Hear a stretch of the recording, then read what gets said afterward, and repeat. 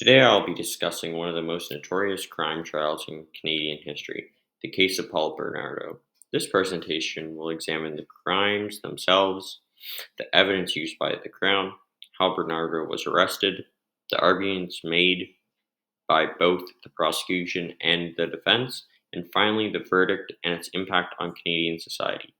This case is especially important because it raised serious questions about plea bargaining, evidence handling, and justice for victims.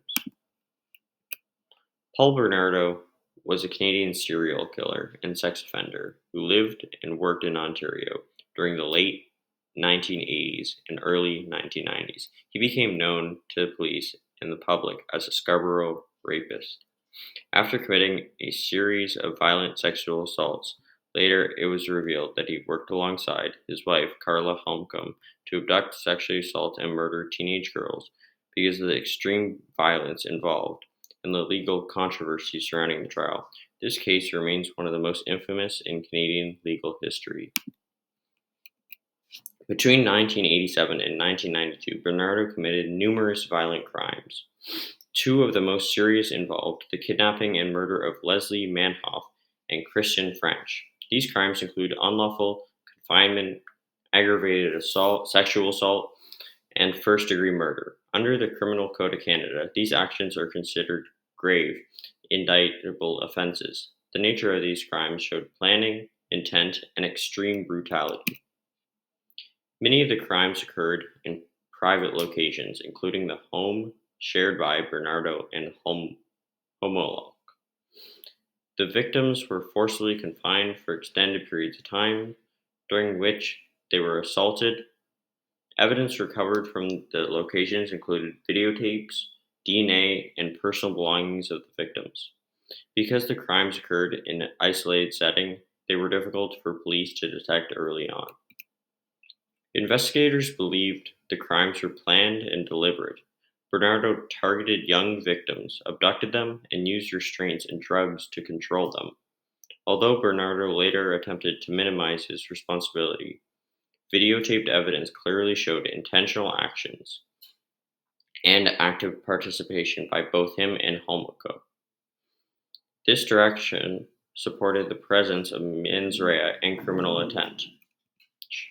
The most important pieces of evidence included DNA samples linking between Bernardo to the Scarborough rapist attacks, videotapes documenting the assaults and murders, and witnesses' testimony.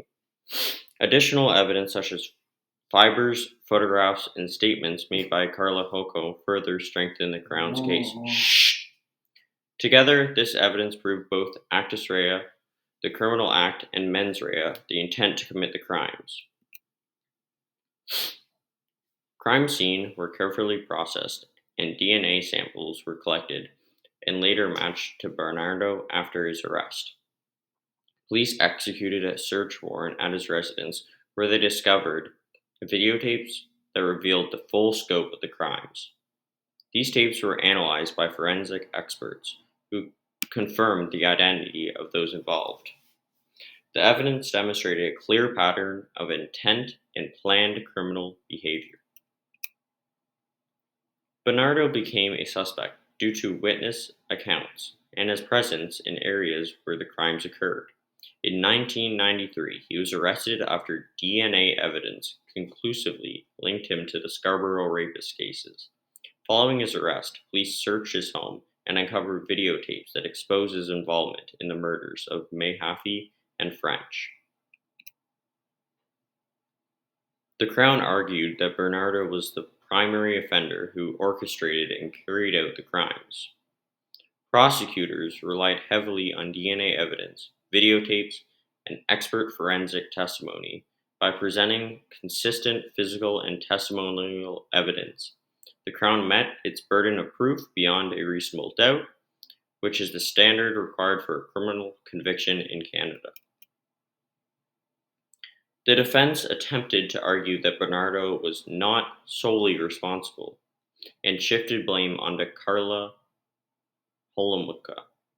They challenged the interpretation of the evidence and questioned the degree of control and intent Bernardo had during the crimes.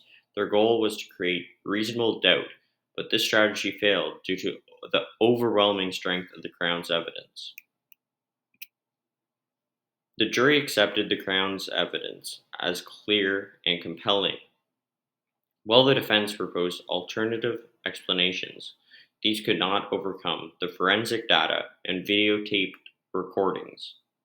The strong connection between the investigation, evidence, and trial testimony led the jury to reject the Crown's arguments and accept the Crown's case. In 1995, Paul Bernardo was convicted of 2 counts of first-degree murder. He was sentenced to life in prison with no possible parole for 25 years. The judge emphasized the calculated and brutal nature of the crimes when delivering the sentence, highlighting Bernardo's ongoing danger to society. This case caused national outrage, especially due to the plea deal granted to Karla Homka. It raised serious concerns about prosecutorial discretion, plea bargaining, and victims' rights. The case continues to influence how serious criminal trials are handled in Canada and remain a key example studied in legal education.